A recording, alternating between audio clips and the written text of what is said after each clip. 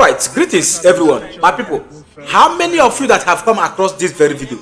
I come across this very video and it was very shocking one for me, and I decided to bring it to the public domain for all of us to analyze this video and give me some reasons why God will not punish this man called Dave Umahi, the former governor of Igbo State, which is now the current minister of war. I want somebody to give me the reason why this man will not die a miserable death. These are the individuals who frustrated the good governance of Southeast. It is very annoying and it is very disgusting for this man to come out and start telling us the Biafra that we should forget about Biafra and focus on President Tinubu administration, that they have done well, which way for him and his family, not for the entire Biafra. So my people, just listen.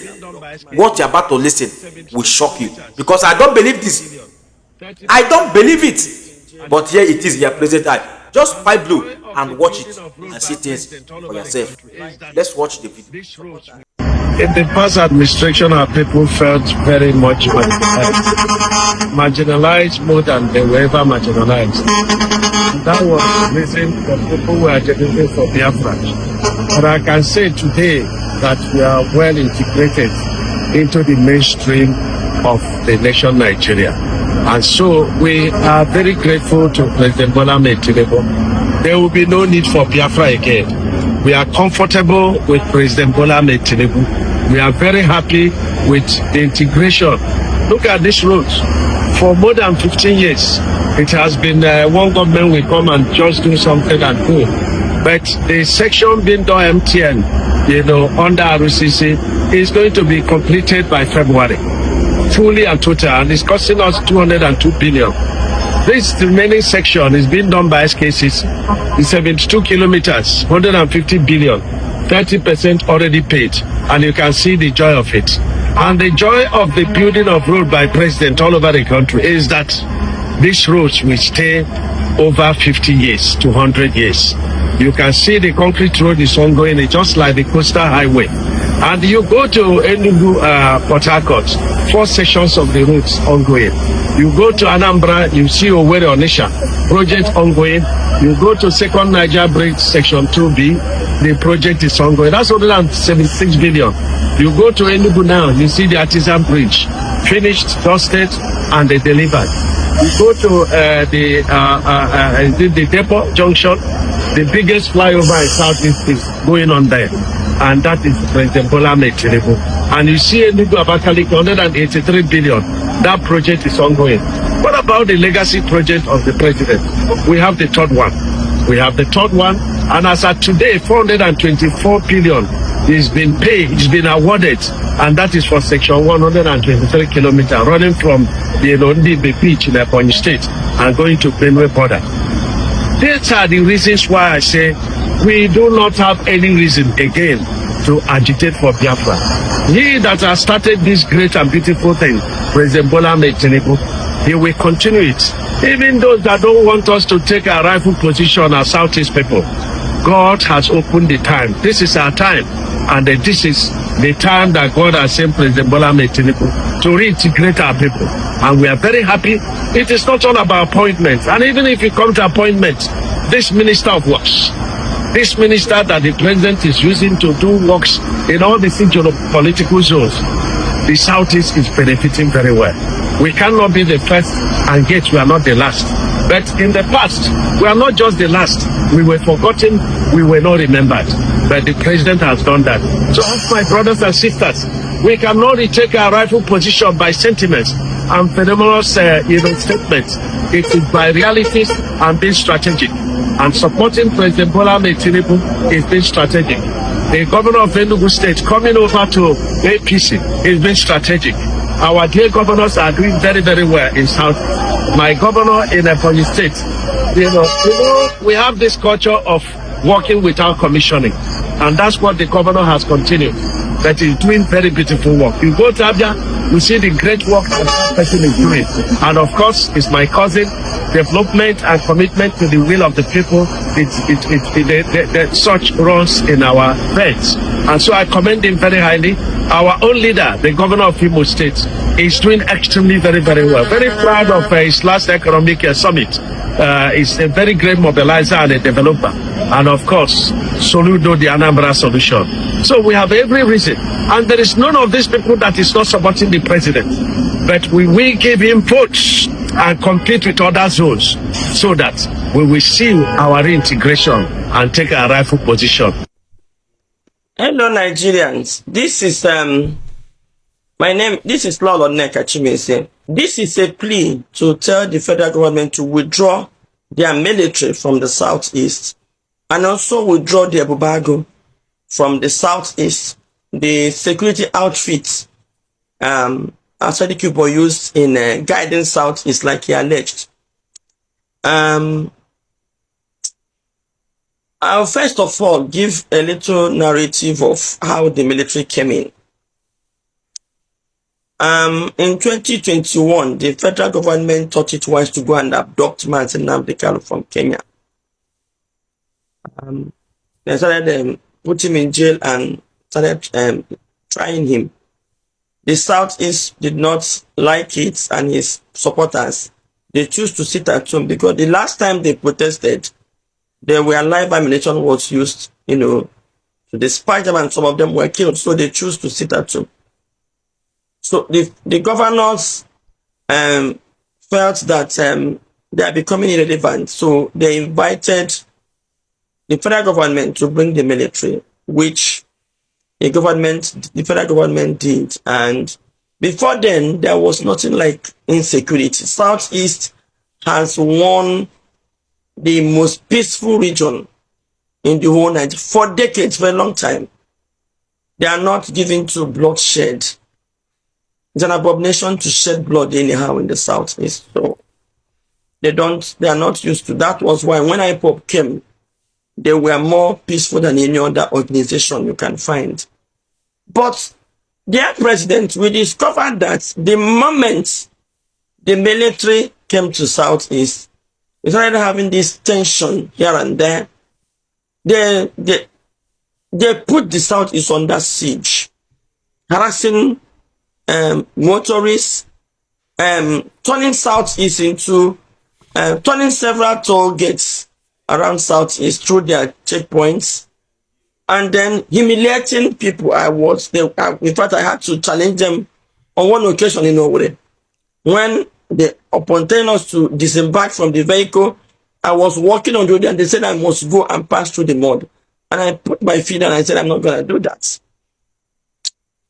Now, as if that is not enough, a certain man, a militant, came out to allege, sir, Mr. President, that he was contracted by the federal government to guide Southeast.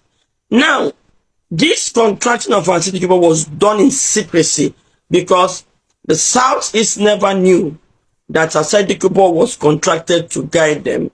And we believe that most of the killing, there were several crimes that was committed in the Southeast, from organ harvesting to abduction of our youths and subsequently killing them because most of them did not come back, and then turning police stations like Tiger Base as a den of death where anybody that enters there, if you come out, you are lucky. So it's as if there is this a plan, well calculated plan and well executed to exterminate Southeast, if I use that word. And their federal government and their president were accusing the federal government of sponsoring the insecurity in the Southeast. Now, having said this, as you can see, the military you brought is not tackling the insecurity, because they brought the insecurity along with them when they were coming. So you cannot destroy a monster you created for a purpose. And remember, dear President, that our former president recruited Boko Haram. Because now I believe that IPOP were well informed and they recruited a security outfit, ESN. They put them in the bush. And we believe that ESN actually were tackling those bandits. Now they have penetrated fully. So probably because of the resistance of the IPOP, our former president now recruited these bandits, put them in the army, so that they will now be legally authorized to kill. So I think that is what happened, and it's so sad that federal government, you are carrying out a war against the Southeasterners in disguise, in guerrilla style, without the Southeasterners knowing it. Because if you will move military in a relatively peaceful area, could have been police, probably mobile police, in case. But you choose to move military that you know what they stand for, war. There was no war. So actually, there was a war on the part of the federal government. But for us, you armed yourself and disarmed us, because I know that those are Igbo boys, the Bible boys, disarmed our security outfits. Yes, Bible actually disarmed all the security vigilantes in the southeast. They were disarmed. And the guys that they were going to provide security, not knowing that they disguised them, they disarmed them, so that when they will be carrying out their operations, there will be no challenge. And that was exactly what happened. So it was well calculated, well planned, and well executed. A full plan against the southeast. And our dear president, you were not in charge then. So, but we believe that from what is going on, I think you continue, like you said, you are going to continue from where our former president, President Muhammad Buhari, stopped. We believe that you continued with that killing. And now we are mothers. These people you are killing are our children, our husbands, our brothers, our grandchildren. Igbo women has buried children too many in this country, killed by the federal government. Igbo women has buried husbands too many in this country. Igbo women has buried brothers too many in this country. I will say no more. This is a country where harmless, innocent civilians, over 30,000 people were slaughtered of southeastern origin. This is a country where harmless people that came to welcome the militaries in Asaba, over 1,000 able young men were slaughtered. So there is a plot to exterminate us, because when you continue to kill our men, who will pregnant us? Who will pregnant us? Who will pregnant our children? So on this note, sir, for the past 4 years, you've kept Southeast under siege with your military. Well, as you can see, they are not combating whatever crime you felt was there. Rather, their presence is heightening it. So we believe that, like I said, alleged. And this allegation, neither the federal government nor the military have denied it.